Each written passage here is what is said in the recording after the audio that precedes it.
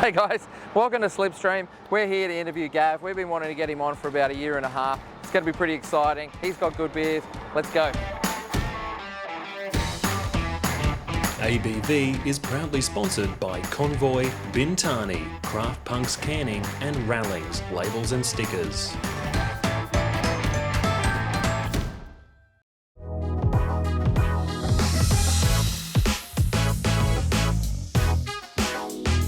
We've got the two breweries here. Yep. This 20 hect system is what's been here since day one. Yep. It's the original brew house.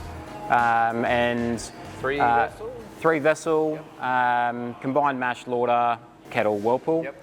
And this pilot kit has been added a few years ago. Gives us the flexibility to try a lot of different things and brew limited releases for event days and whatever. Yep. What supporting tanks have you got for each? So there's only 3 FVs for the pilot kit. Yep. So we're sort of max 1 brew a week there. Yep. Which is enough, so more than enough to satisfy our 2 venues at the moment. Like, we're not actually using that every single week, but it does get a pretty regular turnover. And we're not just using it for event days and one-offs and whatever. Yep. Sometimes we'll brew a core range recipe on there with a tweak on ingredients or process or whatever. Yeah, nice. Yeah, so we can see what the effect of that is if we feel like it might push it too far from what core range is supposed to be. Yep. Yeah, and then we make the call once it's in fermenter, whether it's close enough or not. And if it's not, we'll sell it as a limited release.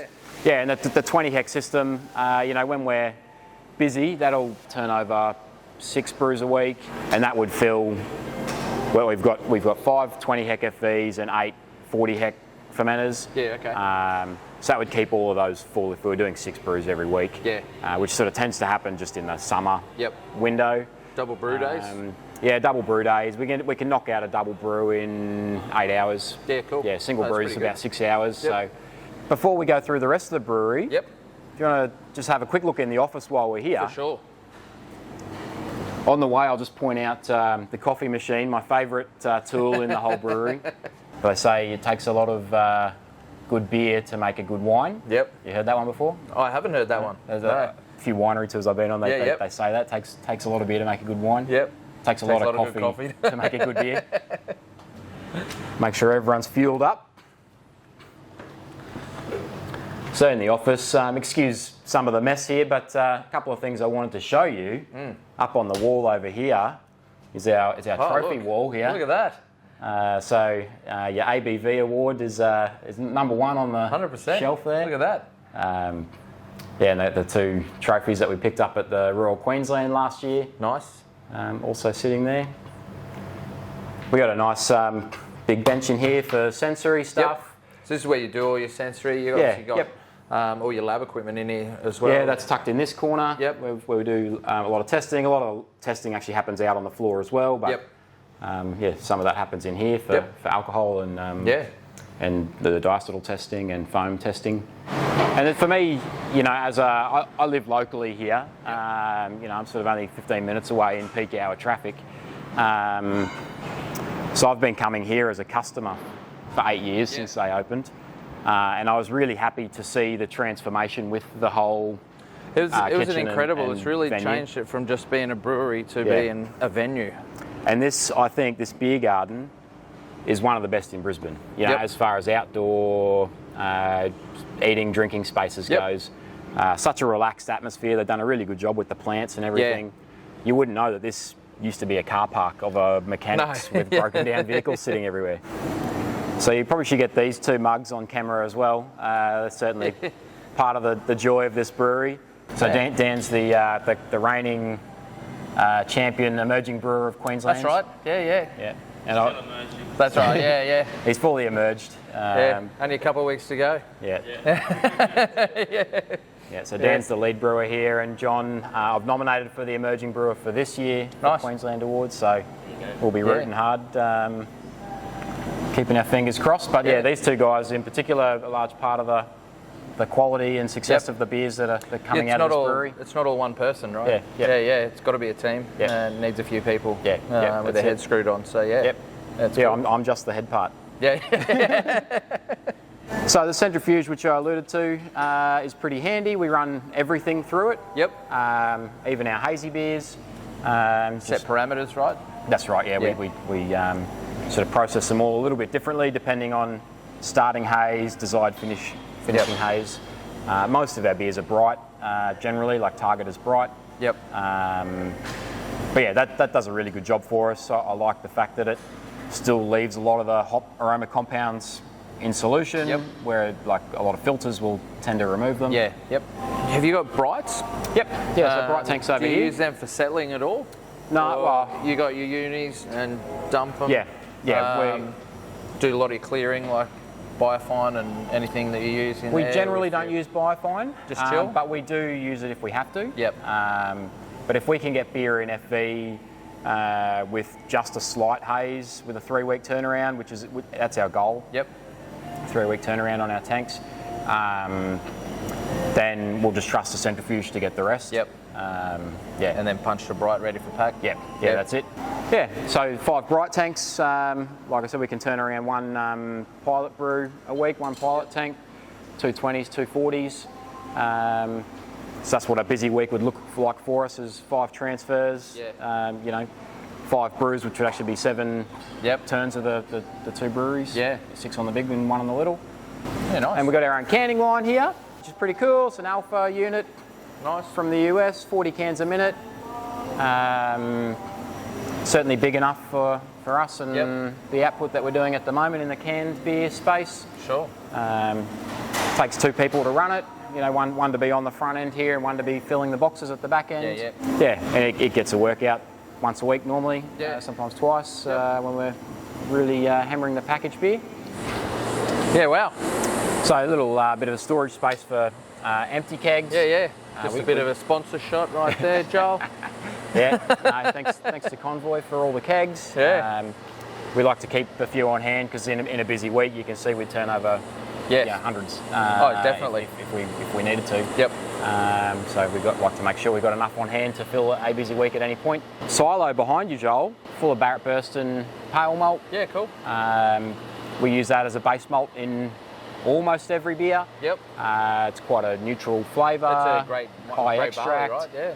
Yeah. We get it at a good price, which then allows us to spend more money on hops. Yeah. Which is nice. 100%. Putting that in's probably saved us, I reckon, maybe 2,000 bags of malt that the guys have to lift up on their shoulder and tip in, and the waste of 2,000 bags every year. How big is it? It's a 50-tonne silo. Right, okay. That's rated at raw wheat.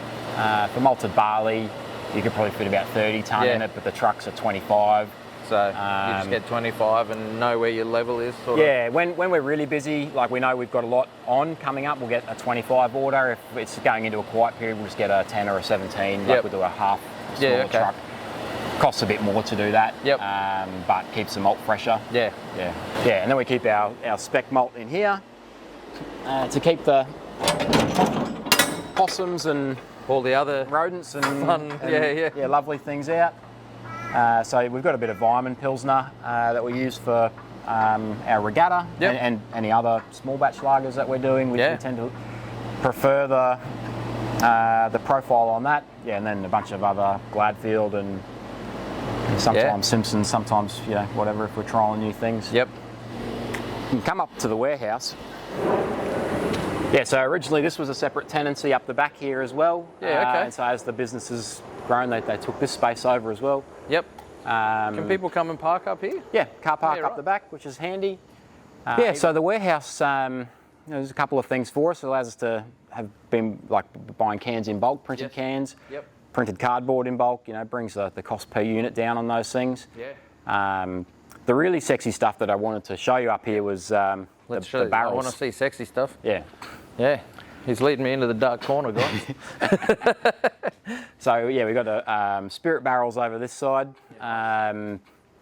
Most of them are pretty fresh. One's not empty, but just filled with a storage solution at the moment.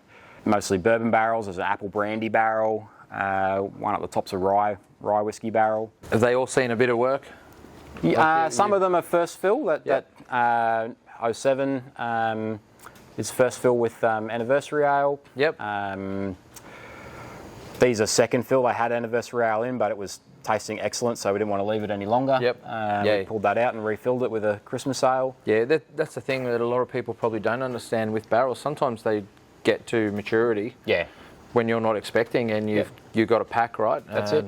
Yeah, move something on. So if you leave it in there too long, you like worst case scenario, you get acetone and just get all that astringency tones, and it's just not fun. Yeah. Over this side, we've got some sour beers aging. Okay.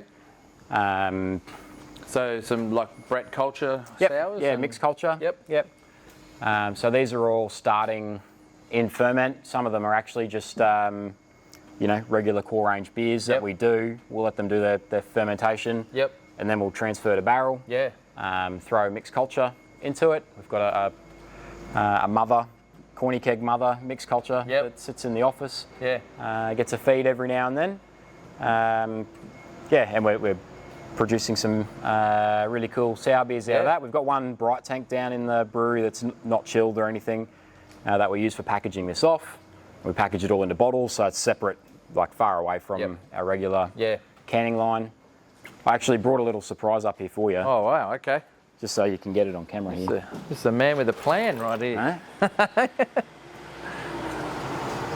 don't know what's better than drinking a sour beer by some funky barrels. Mate, no, there's not a lot better than that. No, it's a good way to spend a Friday for me. This is a tough Friday, just saying. So this is our first release in this space. This has been almost 2 years in the making. So we put the wort down. It's not quite 24 months, but like 20 months ago or something. Whoop. There you go. Have a little squiz at that. Oh, you want to get it in the light, Jolie? The aroma on this is punchy, like super punchy, but it's not punchy as in like it's overwhelming. Like you can, I don't know how to explain. It's hard on camera, but it's real super fruity, but it's not overwhelming. It's not that sweet. You can almost smell the sourness and that mellowed out. Like there's like apricot and peach and some pear. I get all those it's too. All going. Grapefruit, lemon. Beautiful acidity on it, I think. Heaps of organic acids created by the bacteria and the Brettanomyces. Oh, that's great. This is huge. This is totally unexpected. I didn't expect all of this at all. This is great. It's handy.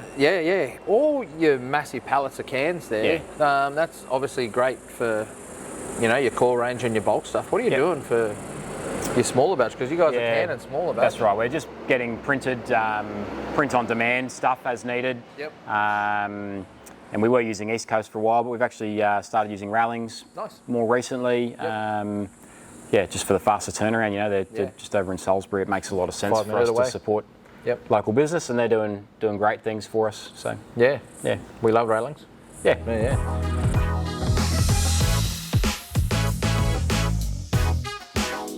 Mate, thanks so much for the tour. That was excellent. I think a lot of people will be surprised to learn how big the venue is. It's almost the footprint for the hospitality side is about, I'd say, a third of the business overall. Well, I haven't even been to the Sunshine Coast one. We haven't even talked about that yet. So, Mate, what are we drinking first off? Red IPA. So this is a limited release beer that we've just put on, and I thought I'd show it to you because I know you like this kind of beer. I love my first reds. and foremost. Maybe it's the Ranger thing. I don't know. It's also on its last keg, so it'll probably go today or tomorrow. So it's your last chance to try it. So cheers, mate. Thank you. You yourself, how long have you been here at Slipstream? 3 years at Slipstream now. And before that, I've been professionally brewing since 2012. Home brewing since 2007. Just through the progression of my brewing career, came in as a junior brewer at Bacchus. A lot of people got their start out at Bacchus.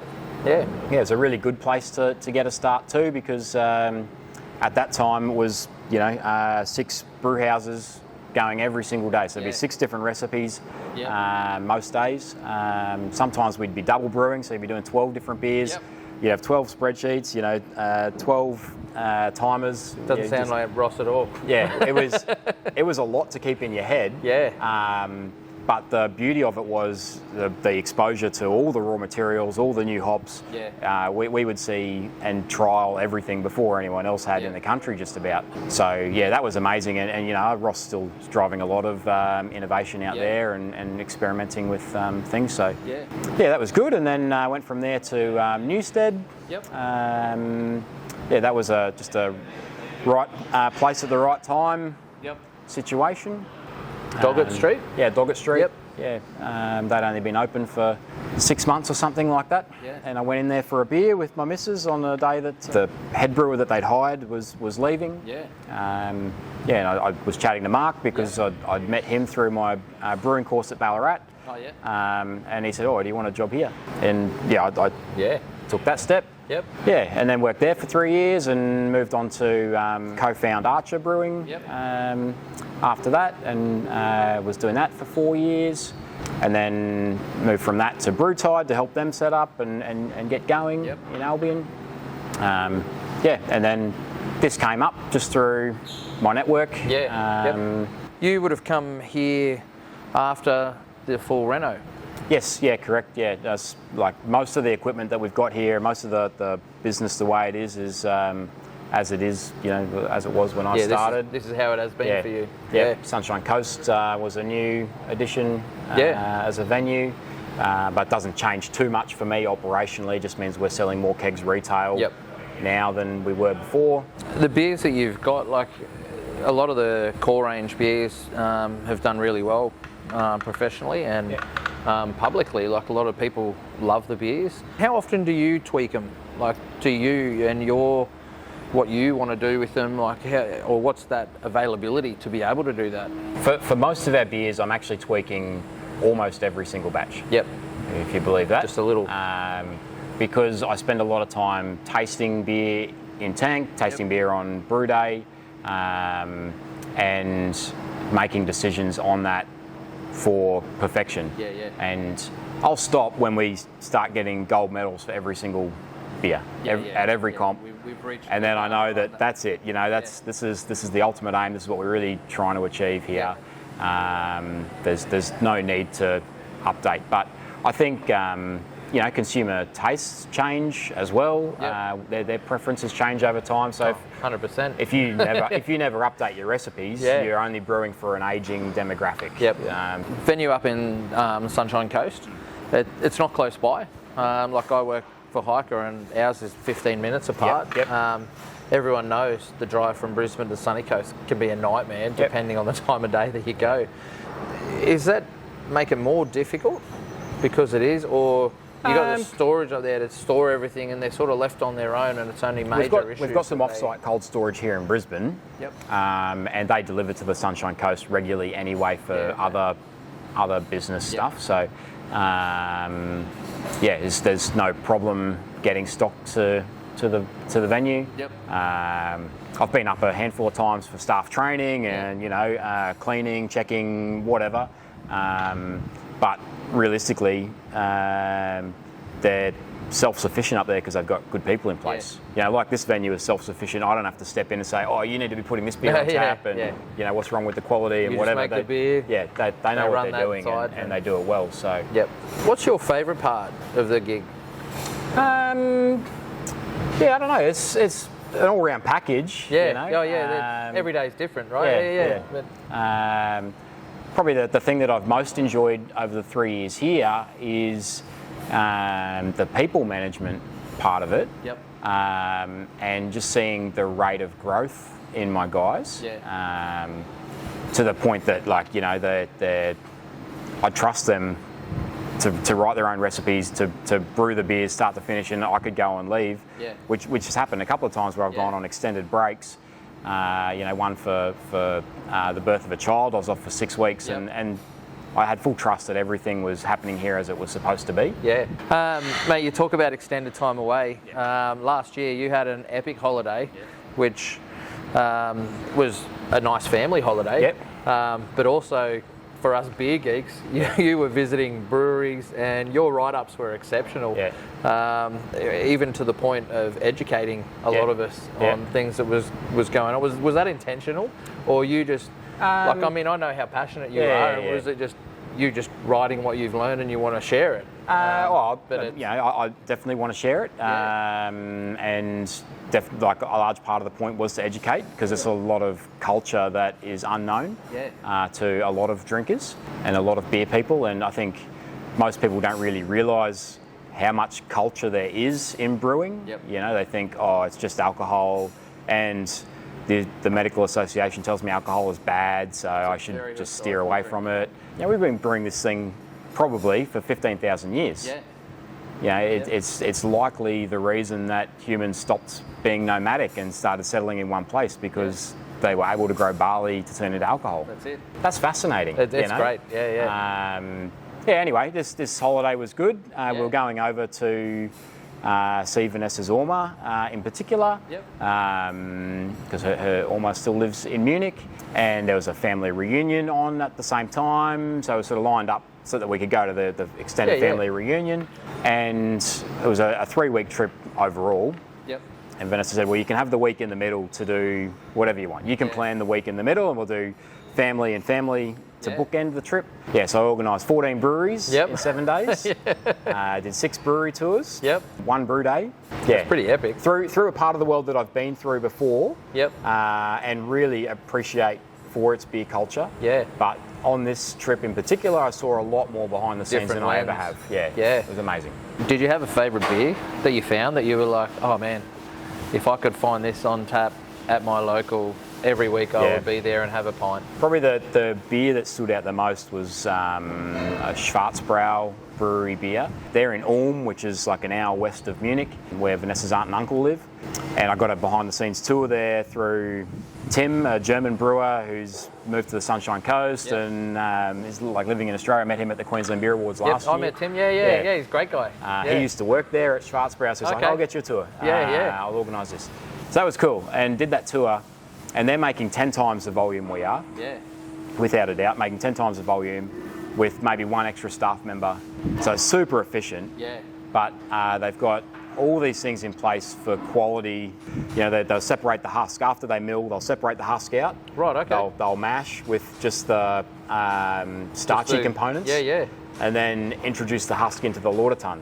So that to minimise the time that the starch is in contact with the liquid, so it produces less astringency and whatever. They malt their own grain. And wow, that's vertically integrated, isn't it?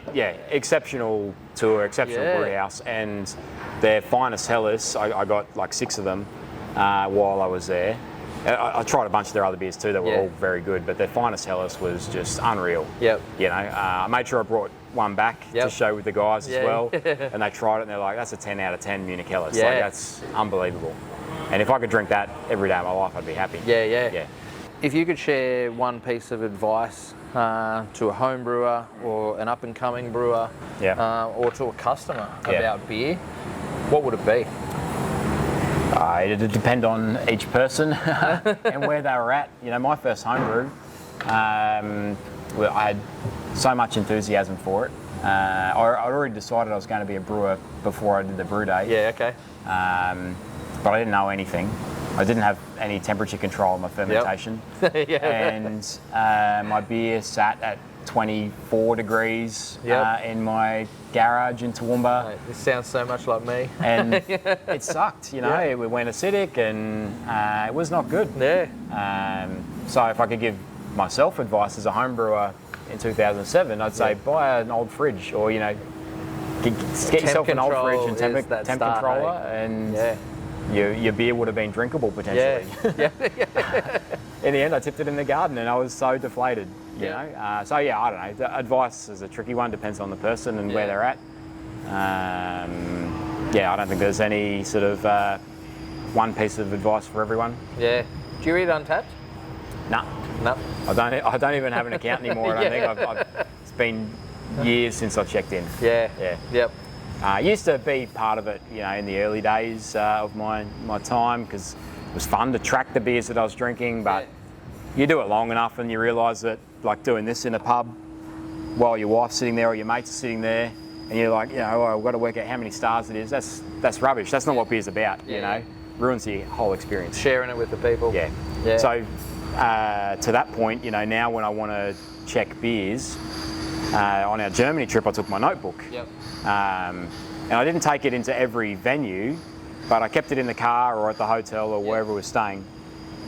And I'd just sort of be really intentional about keeping a mental note of what that beer was. Yeah. Get back to the car or the hotel, quickly write it down. This is what I scored out of 10. These are the flavours I was getting before I forget it. Yeah. And then that helps when later type that whole thing up. So this is what I saw. This is the best thing. Yeah, mate, I couldn't do that. My handwriting. I've worked in IT too long. I could be. Well, a you keep a little iPad or something in your car. No, for sure. Better than spending time at the pub looking at Untapped. I think.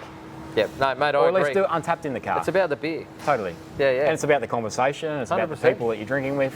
Yep. If we were both checking into Untapped now, I'd probably just walk away. I'd say, see you, Azzy. Yeah, it'd be a boring. Yeah. Mate, talking about conversation and beer, I'm out of mine, and this has been a great convo. But mate, thank you so much for showing us everything, sitting down, having the conversation, and the beers. This has been excellent. You're welcome. It's been a long time coming. It has. Yeah. So, mate, thank you. Yeah, thank you. Legend.